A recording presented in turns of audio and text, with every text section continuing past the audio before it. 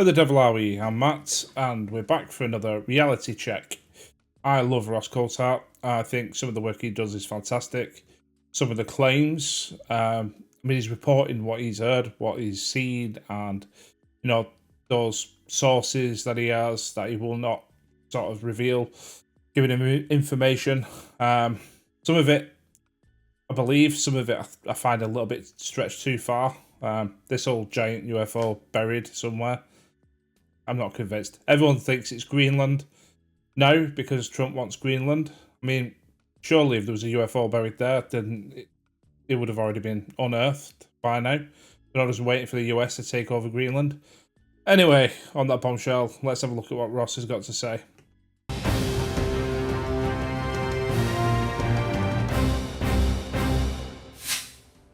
Well, g'day and welcome to Reality Check Q&A, where Megan Medic, my colleague in crime, gets to grill me with the hard questions from G'day.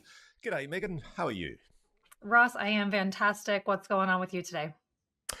Not huge amounts, just basically the usual grinding through thousands of emails from our delighted viewing audience. There's lots of people wanting to engage, many people saying that they are having contact experiences, and how does one deal with this in between the daily bread? It's non-stop. Having thousands of people coming to you for information. What a dream come true. Well, it's funny. I've also been digging through some emails, and I will read one to you right now. This is coming from Anders. Hello. Thank you both for your continued work on Reality Check and for your commitment to pursuing clarity and truth around what may be one of the most consequential questions of our time. That may sound grand, but it feels accurate. I'm curious whether Ross has come across any credible information or indications suggesting that Donald Trump would need to first secure or prioritize peace on a major scale before being allowed to disclose anything related to the phenomenon. Thank you for your time. Best regards, Anders. Donald Trump would need to secure or prioritize peace on a major scale. He can't do it on his own, though, surely. I don't know if that's implicating the fact that Trump would need, before he can disclose on a US basis, he would need peace to be able to go, everything's looking okay, we're in a good space, it's beautiful, the aliens are beautiful, I've seen the big beautiful spaceships, what Trump's like. Or whether this is something about on a global scale that needs to be peace to be allowed to disclose it from an NHI perspective. Don't know. Not specifically with Trump, no. There's a long history in ufology going right back to Billy Meyer, I think in the 1950s and 60s, and George Adamski, two people who claimed to be in direct communication with non-human intelligences who asserted that they were being told by those intelligences that humans needed to embrace peace before they could achieve full potential and full consciousness. Ain't going to happen, unfortunately. We've not done it in thousands of years. We're not doing it now, and I don't think we will ever do it. Now, there's a lot of speculation, of course, that those commentators, those people who were making those claims way back in the 50s and the 60s, this was an era when the world was terrified of the prospect of full-scale nuclear war with the Soviets, and there was a terrible risk that the world would be destroyed in a massive thermonuclear conflagration. I think the doomsday clock's just moved closer to midnight. I think it's at 80 seconds now, which I think, is that the closest it's ever been? Because obviously it's an amalgamation of things like AI, geographical issues, global instability, economic crisis, things like that. 80 seconds to midnight. It's literally 20 seconds away from 1 minute to midnight. And what's changed? Absolutely nothing. We are now yet again in the pitch of a possible thermonuclear conflagration, and the Bulletin of Atomic Scientists has the clock, the doomsday clock, closer to midnight than any other time in our history. So I guess the aliens, if they are real, I suspect they are probably saying the same thing to many of the experiences that I speak to. And one of the things I do want to start talking about, because I do want to start giving these people the credibility I think they deserve. There comes a time in journalism where when you're hearing the same thing from multiple independent witnesses, none of whom know each other, who are all basically saying, as I'm being told, that there is a phenomenon, some kind of intelligence that's engaging with them, often telepathically, often in kind of downloads. There's a consistent message coming through, and the message is a warning of imminent conflagration, imminent disaster. He loves that word today, conflagration. Unless humanity turns course and becomes more peace-loving.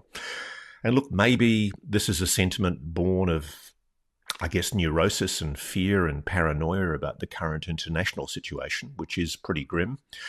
But certainly in terms of a policy, I don't see any sign at all that President Trump is going to be in any way a disclosure president. I think he's wimped it on disclosure. And I think speculation that he may be making some kind of disclosure this year. I see somebody suggested that he may make a disclosure on the anniversary of Roswell.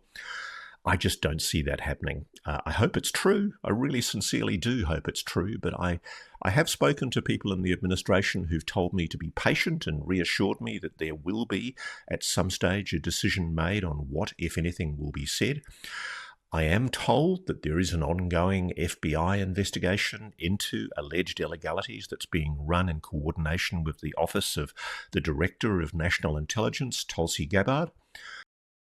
It's all one big melting pot. The FBI, the DOD, the Department of Energy. It's all one big CIA, NSA, all the three-letter acronyms. I've got absolutely no faith that the FBI is going to investigate things and go, we've found out that there's going to be illegal cases to hear in terms of the cover up and the potential crimes that have happened around the UAP phenomenon. Well, the UAP topic. So I just can't see it happening, to be honest. But frankly, we're not seeing any results from those investigations. So any talk of imminent disclosure or revelations about alleged illegalities in a legacy UAP retrieval and reverse engineering program, I don't think it's happening anytime soon. I mean, it's got bigger fish to fry as well. Between the Epstein files, and there's thousands, millions of pages that have been released now, or bits of evidence. I've seen some of it, and it's like shocking. Some of it is shocking. Alex Jones, who was always that sort of fringe conspiracy theorist that going back 20 years, you look at it and some of the things he said and went, God, this guy's high on a kite, or he's just making bullshit up. So I'm not saying everything, but some of the things that he said back in the day about the elitists and what they got up to, and then you look at what's in the Epstein files, you go, yeah, I might do a segment on that at some point. But yeah, I saw some of it, and I'm like, I can't believe I'm looking at this. To be honest, much worse stuff than just watching Prince Andrew over somebody lying on the floor. This is women in a hospital room, or potential children in a hospital room, not even an hospital room, just in a room with a doctor that knows, with Epstein and Gillette as well, Ghislaine Maxwell, I can't remember her name, giving birth to a child after being trafficked. It's just, it's horrific. Anyway, back to NHI. And in the same vein, speculation that the president needs to move to a more peaceful tone in order to move humanity to a greater level of awareness, that sounds more like an idealistic pitch than a reality. I'm sorry to disappoint. Okay, Ross, we'll go to another email. This is from Glenn. Dear Ross and Megan, we have been hearing a lot from Trump about Greenland recently, and the rhetoric has been increasing.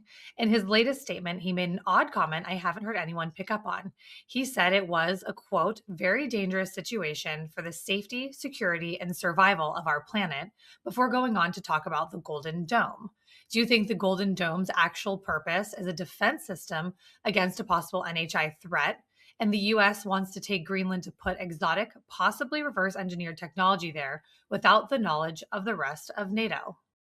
I mean, before Ross gets into that, no, I just think strategically if Russia or China got a hold of Greenland, it's right on the US's doorstep. So I just think from a strategic perspective, yeah, that's why they want it. It'll be part of the Golden Dome, but I don't think it's got anything to do with reverse engineered exotic materials. No, I'm sorry, I don't. I think the Golden Domes project is singularly for an anti-ICBM nuclear missile protection program. The reason it's to be located where it is in Greenland, or at least part of the Golden Domes would be located there, is because Greenland literally sits equidistant almost between America and Russia. And so in the event of Russian ICBMs, intercontinental ballistic missiles, being fired at the US, God forbid, they would fly over Greenland. And that's why the Pituffik naval base is already there. It's an early warning station that's been there for most of the last 70, 80 years. And it's why in the event of a Golden Domes being built, it would also be located, or parts of that infrastructure would be located there. I don't see any suggestion at all. I've heard no suggestion at all that that's anything to do with NHI. In fact, I don't really think there is, at the moment, from what I'm being told, any overt threat from NHI. If we accept what we're being told by my sources and by millions of people who claim to have had contact, the NHI seem to be able to come and go as they please, and without any kind of knowledge or interdiction by the Americans or indeed any other state. So the idea of being able to defend ourselves against them is, I think, an extremely remote possibility. There's also the fact that not only is Greenland strategically important for defence against ICBM attacks, it's the part of the Arctic where increasingly the sea lanes are opening up, and any control of those sea lanes is integral and strategically important to the nation in control. And of course, China and Russia are obviously looking to move their cargo and produce around the world as much more easily. And if, as global warming hits, those Arctic sea lanes open up, there will be increased focus on that as an area of huge strategic importance. And there's also, as we have reported on Reality Check before with our friend Martin Kleist from Denmark, who filmed anomalous objects over Greenland, there is an enormous resource of rare earth minerals in Greenland. Outside of China, the only two places in the world that have this quantity of rare earth minerals Don't say it's Greenland and Venezuela. Are Greenland and, drumroll, Australia, believe it or not. So we're expecting the Marines to come charging up the beach at Bondi Beach, but I tell you what, we'll put up a good fight. I don't think you've got anything to worry about, but as the rest of Europe sort of moves away from the US, because, you know, it's well-run, Europe really is well-run. Run a piss up in a brewery, mostly the European leaders, the EU. No wonder we voted to leave it, but it seems like our Prime Minister is intent on just ignoring the British public, taking us right back in there. I think you're more to worry about China. Was it the day after the war started or something? It was like an Australian film about an invasion from China.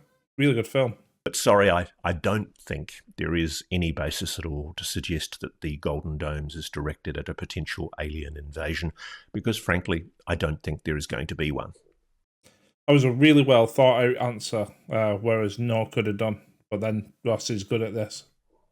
Okay, Russ, we did not chat about this part of James Fox's press conference last week, but it was one of my favorite parts. So I wanted to pull a question from it. This is from Eli on X.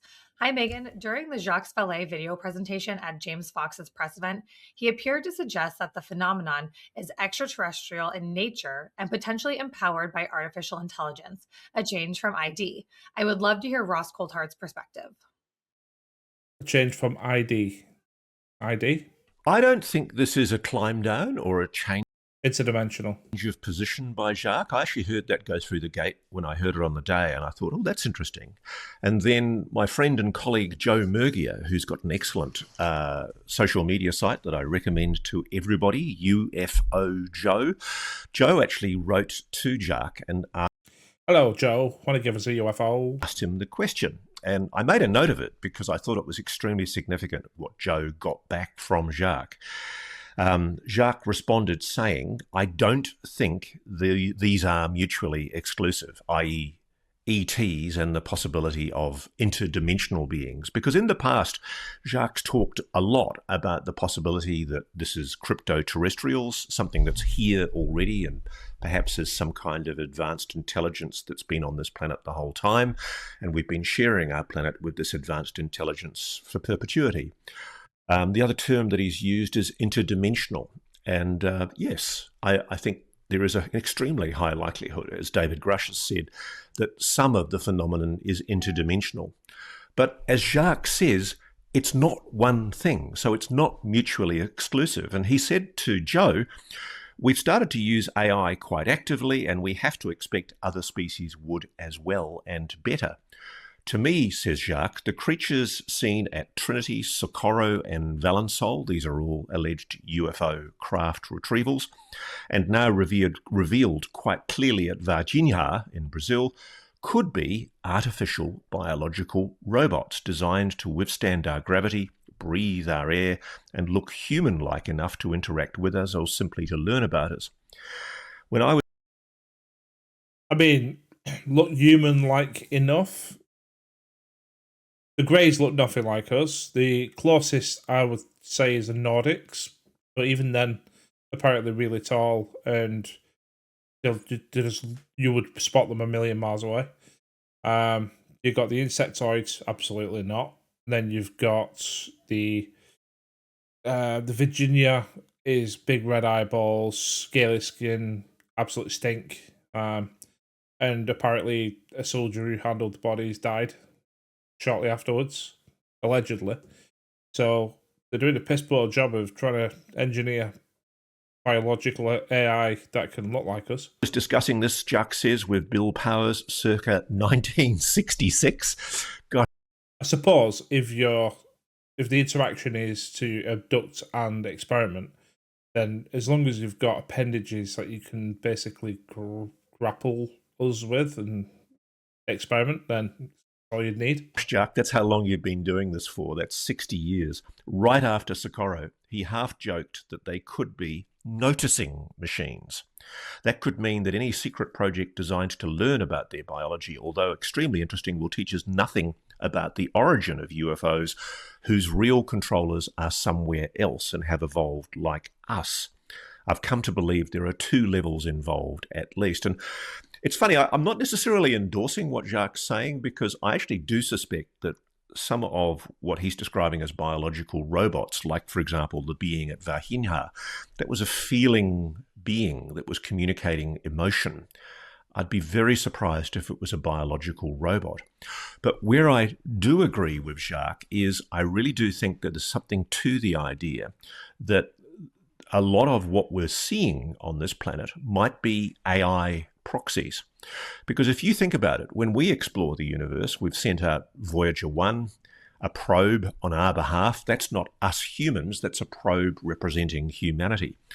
And perhaps ill-advisedly, we put our names and a picture on the side of it, inviting anyone to come and find us.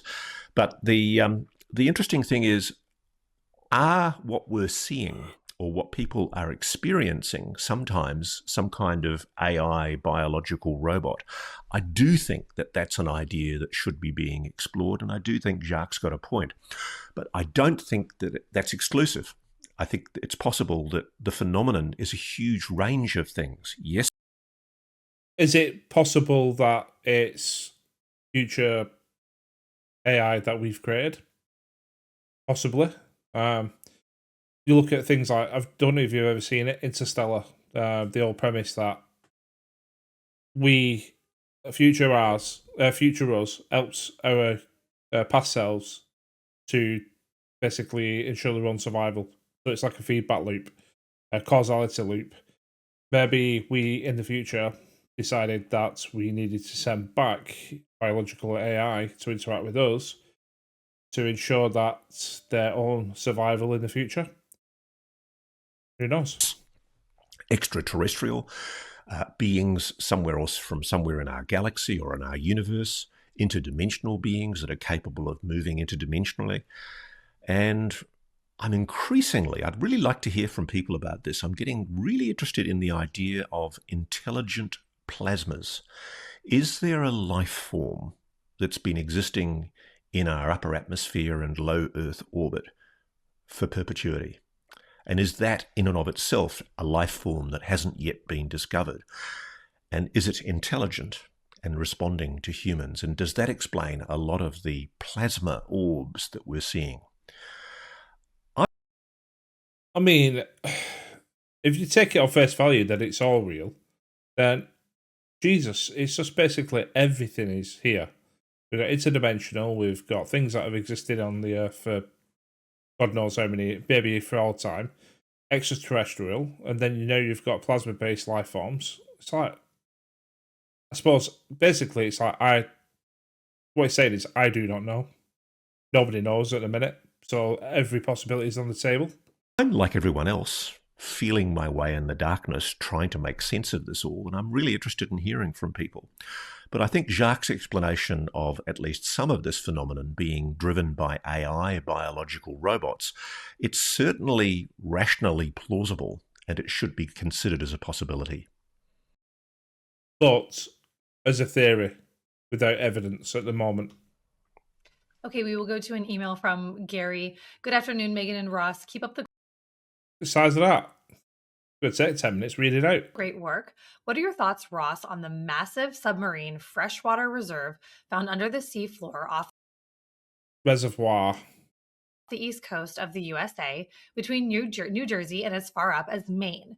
Reported by Live Science and others, drilled and radiocarbon dated to the end of the last ice age 11,500 years ago. Do you think this void under the seafloor could house an underwater NHI base, i.e., your recent documentary? Does it explain the continuous New Jersey and East Coast UAP sightings coming in and out of the ocean?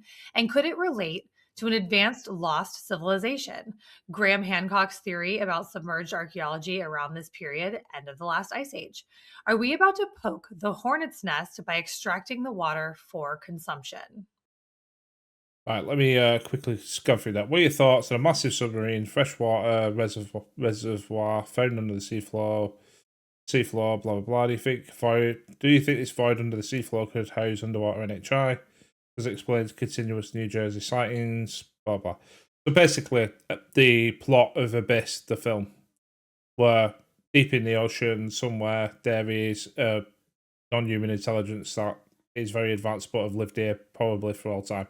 Wow, that's a huge long bow. Yes, there has been a huge freshwater aquifer found off the east coast of the United States.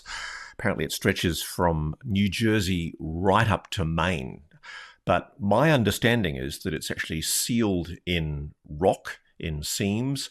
It's been found using some kind of, I suspect, synthetic aperture radar imaging of some kind. Or maybe I think it's actually the techniques that are used to look for oil. They can look at the relative densities of liquids under the ground, and they've been able to discern that instead of it being oil, it's water. I was talking to somebody who told me that initially they thought it might be oil, and then they realized it was water, and everyone was hugely disappointed, because if it was oil, the US would no longer have any oil problems at all. As for the possibility that it's in some way connected to a non-human intelligence and might explain the alleged NHI sightings that have occurred, let's firstly talk about those sightings. I mean, particularly since 2024, 2025, there have been off-the-charts sightings, particularly along the New Jersey coast. There's been a huge frequency of the phenomenon showing itself, particularly over military bases and in military training areas. I mean, would the US military come out and say, yeah, it's ours, if they were testing their own defences using advanced drone propulsion systems? Probably not, because the Chinese are spying, the Russians are spying, the North Koreans are spying, the allied nations are probably still spying on US as well. So I think these things. I can't see why it would be the Chinese over New Jersey constantly. Because if the US thought, oh, it's the Chinese, and they're not shooting these things down, or they don't have the capability to shoot them down, at the very least, there'd be nothing interesting at that base in New Jersey, because you wouldn't run anything out of there thinking, right, we're being spied on. There's nothing we can do about people spying on us. Is it aliens? Then why would aliens be looking at New Jersey? Along the entire Unless it's a potential landing zone. east coast of the I don't know if you've ever seen that film, Anger. Is it Anger 18? I think it's like an 80s film, or maybe a late 70s. It was all about a UFO collided with, I think it was a shuttle or something, and it landed basically, and the CIA got hold of it, put it in a Hangar 18. Scientists were, doing experiments on it, and there was 2 humanoid aliens that was found in there. They were dead, but they would look humanoid, and they were trying to basically decode how things worked. All the meantime, there were 2 astronauts who saw this thing and said there was a big cover up, and what crashed into our shuttle was a UFO, and they was basically finding it, and the CIA were trying to stop them by killing one of them. And then eventually the CIA, sorry, if you've not seen this film, I'll tell you the entire plot here. I won't tell you the ending, okay? But the whole point of some of that was what they found on this big digital screen in the UFO was certain sites across the world, and they alluded that it was potential landing sites. So this was an advanced scouting craft, and there was potential future invasion, and they were scoping out certain landing sites like military installations and energy, like power plants and things. Good film. USA. I'm in touch with people who've told me that there are still objects, and I don't use the word drones, showing themselves over very sensitive military facilities: Eglin Air Force Base, Langley Air Force Base, White Sands Missile Range in New Mexico, right across California, all the bases there. The NHI do seem to be focusing on military bases, if this is NHI that we're talking about.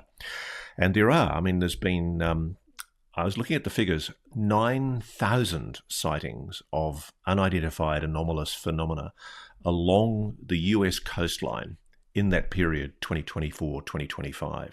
It's massive, and it's something that, interestingly enough, isn't really being talked about, apart from the New Jersey flap that took place that we gave prominent coverage to at News Nation. And it really should be an issue of concern or interest. Why have we stopped focusing on it? This is why I commend what the New Jersey local government authorities have done, which is start their own UAP research facility. They've basically spurned the ignorance and willful neglect of federal government's disinterest, and they're doing their own research because they refuse to be gaslit by the different agencies that are telling them there is nothing there and these are just the occasional misidentified aircraft. It's not true. People are adamant that what they're seeing and what they have been seeing is some kind of anomalous technology. Now, as for the possibility that this freshwater reservoir that's been discovered could explain the UAP activity, I think it's highly unlikely because, frankly, it's not that this water's sitting out in the open in a place that a non-human intelligence could enjoy. It's basically an underground aquifer that's sealed in rock or matter, and I think it's just as plausible that they'd find themselves in seawater. I don't see why the NHI would necessarily be drawn to that because of fresh water, because we're assuming that they'd be interested in fresh water rather than seawater. I think there is a phenomenon involving our oceans all over the world, which appears to involve NHI craft emerging and returning to the oceans. I suspect that there are NHI in our oceans. I wouldn't be surprised at all if we were sharing our world with a crypto-terrestrial intelligence that is using our oceans to hide. He's saying some, like, intelligent crypto. I suppose this is all cryptids, like creatures that are of terrestrial origin that we do not know much about. Bigfoot, Loch Ness Monster, the Wendigo, vampires, things like that. All we can do is speculate. But someone's going to tell me I'm wrong now.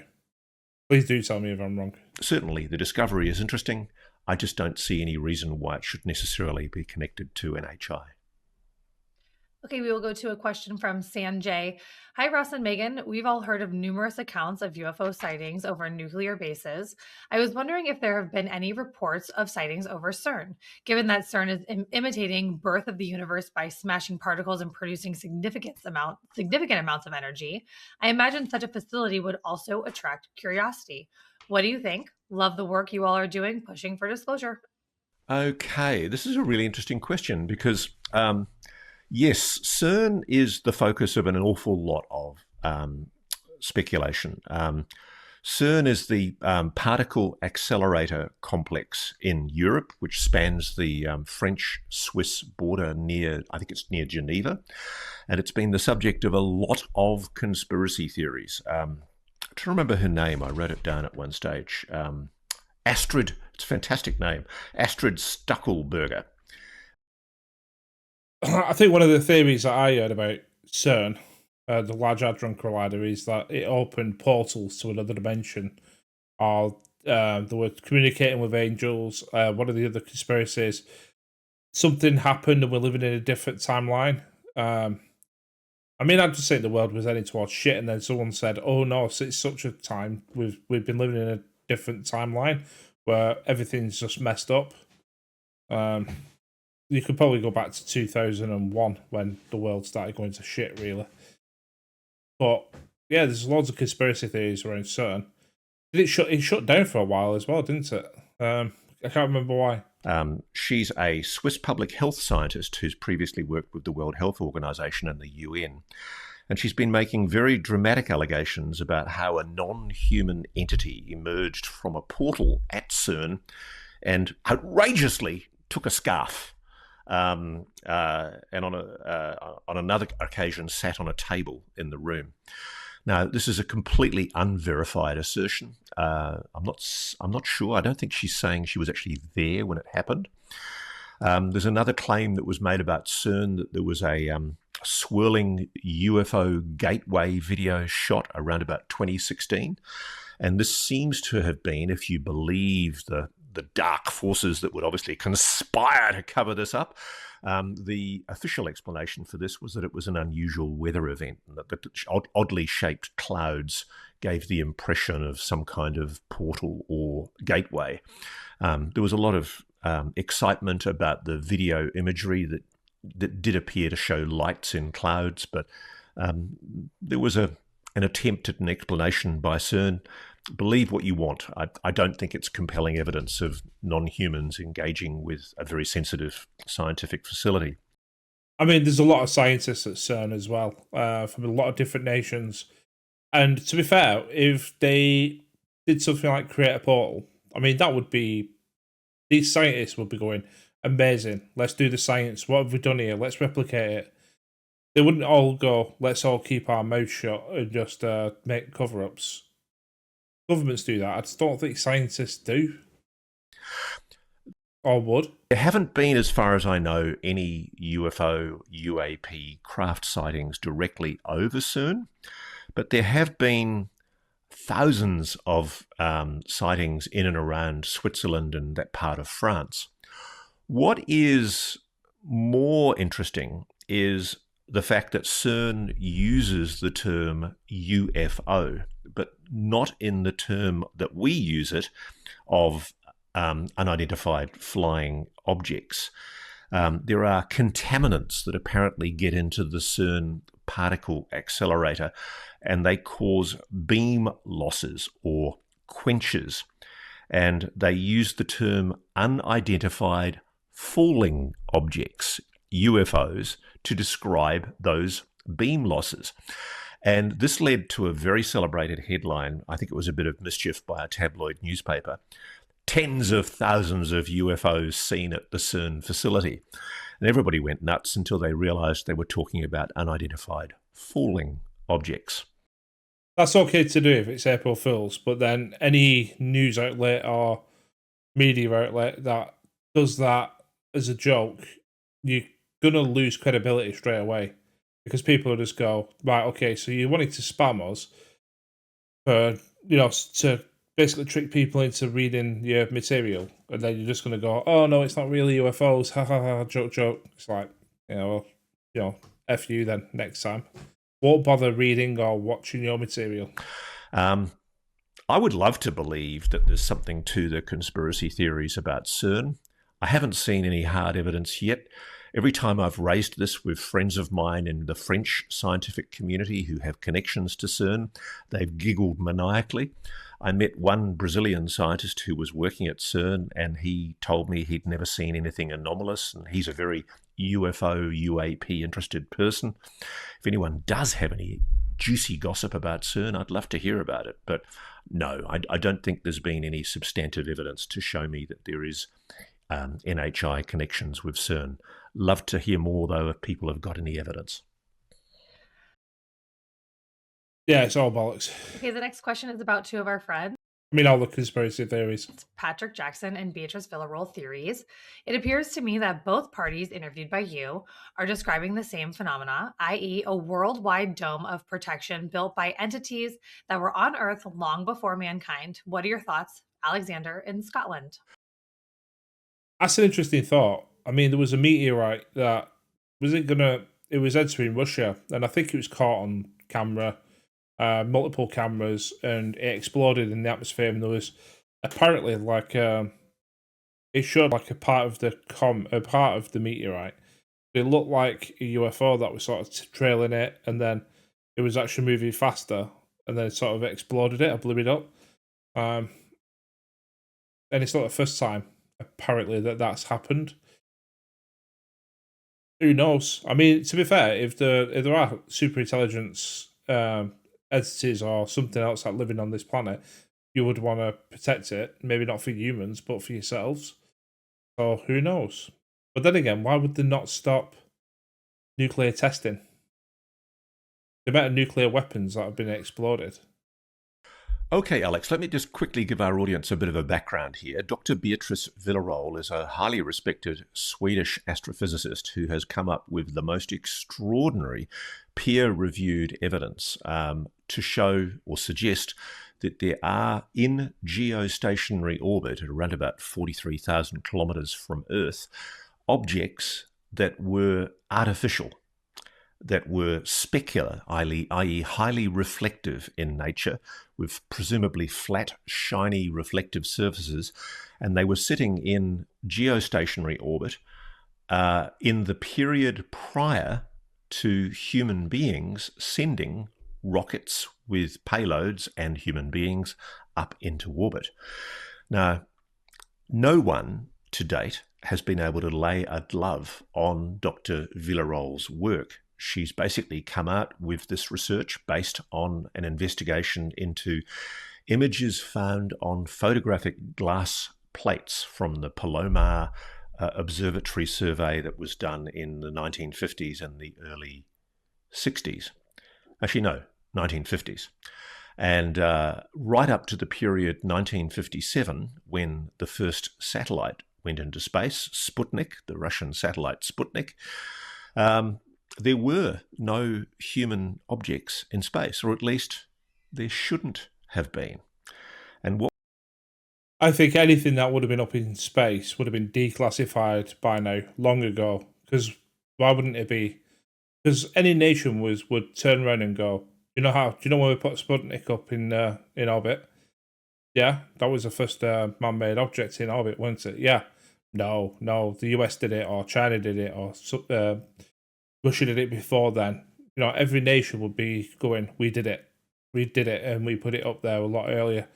So they all alleged, as in, apparently nobody did it before. Why would they not just disclose that by now?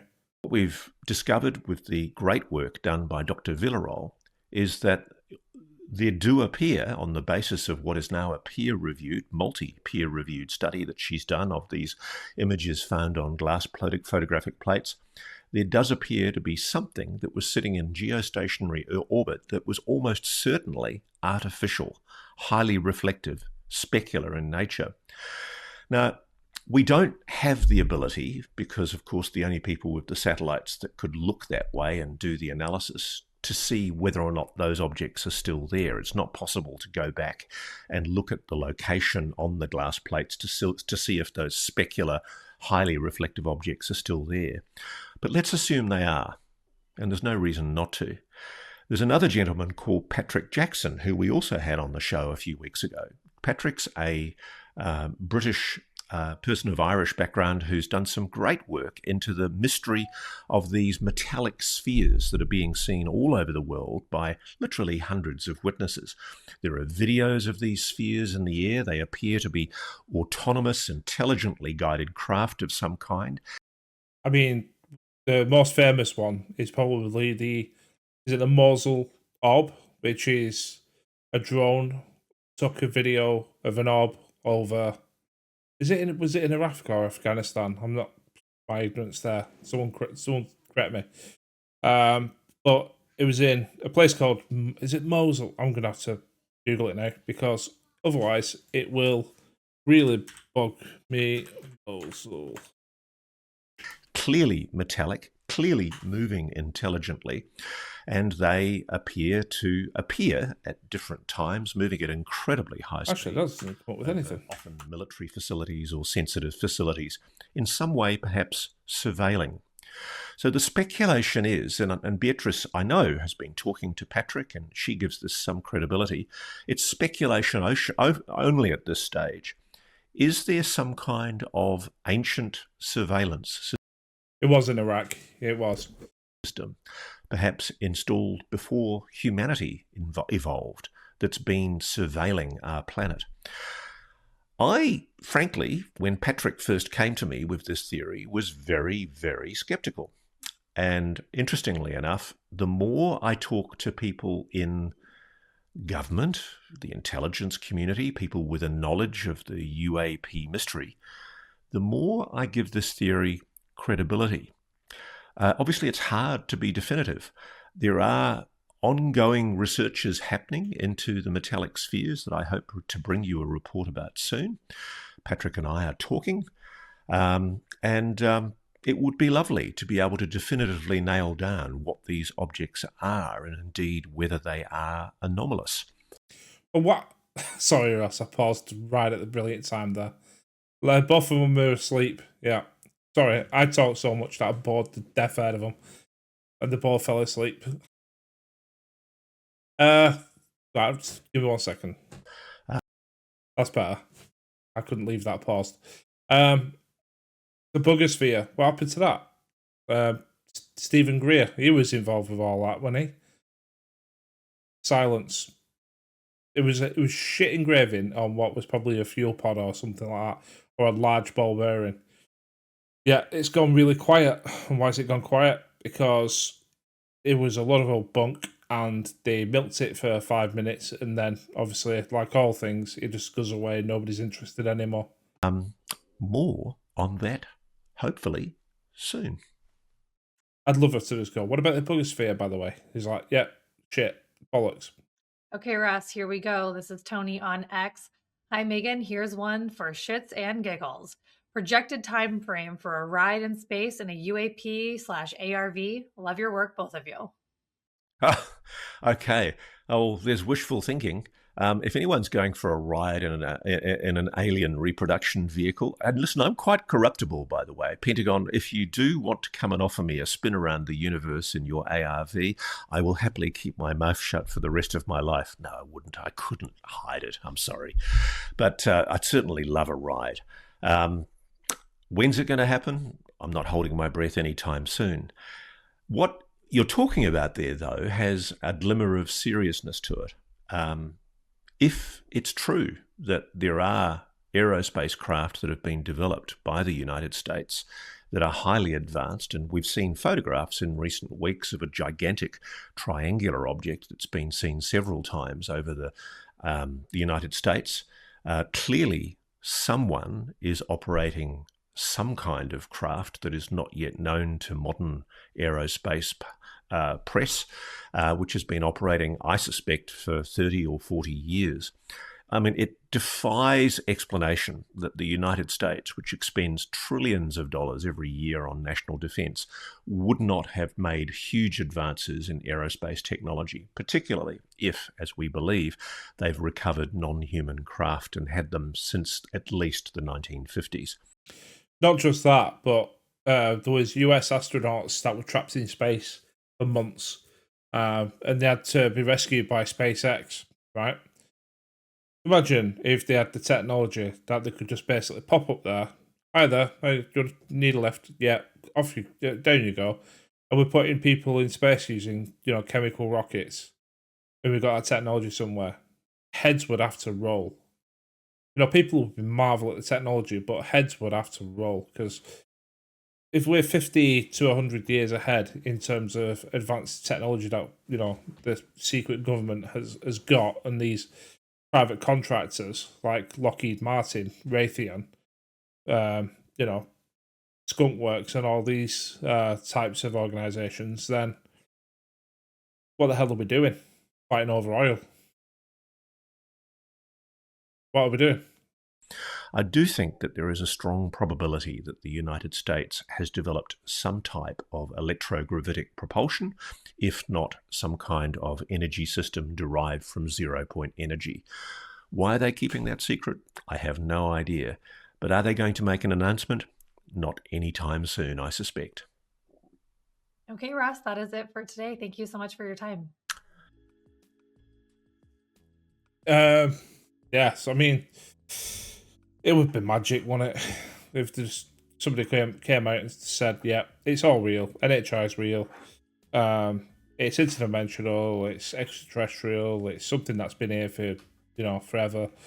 They're not hostile. They just basically want us to be the best version of ourselves that we can be. They will help us. We're in contact. Things like that. Like V, but without the mice-eating reptiles, face-wearing weirdos that were here for nefarious reasons." End of the day, it's like, the WEF, the World Economic Forum, basically tried to make every country into some sort of poor. You will basically not own anything, and you will have authoritarian one world governments. We'll have Elon Musk's version of the future, which is nobody has to work anymore because everything will be done by AI and robotics, and you can just live your best life like bloody Star Trek or something. But to do that, we have to cull a good couple of billion people off this planet, at least.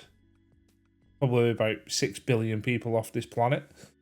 I just don't see it being a good future where Trump's going to come out and disclose NHI, and then it's going to end up peaceful. There's people, and I can't remember the guy's name, but he's big in the UFO topic now. But he came out and said that the truth is indigestible. Something to do with our souls. That we are containers for souls that are here to experience and to nourish our souls, that are then used by some sort of other intelligence. Right. That's probably the most indigestible, because regardless of being in a this is our simulation or whatever, I think that would be, imagine you die and then your soul is basically food for some other intelligence. But these are all conspiracy theories. Let me know what you think. I always find these things interesting. It's a talking point, but it's all talk until we see some evidence, and age of disclosure isn't evidence for me. It's just people talking. The age of Disclosure Day coming this year? That's just a film. I think a lot of people are going to be disappointed, thinking that there's going to be Easter eggs in there, and that somehow, Steven Spielberg is in the know, and it's a sort of a soft way of saying what this phenomena is. I just think it's a film, while the topic is, it's rife with disclosure, and a great way, and it's a great time to bring out a film. So let me know what you think. But you take care, and I will see you on the next one. Cheers.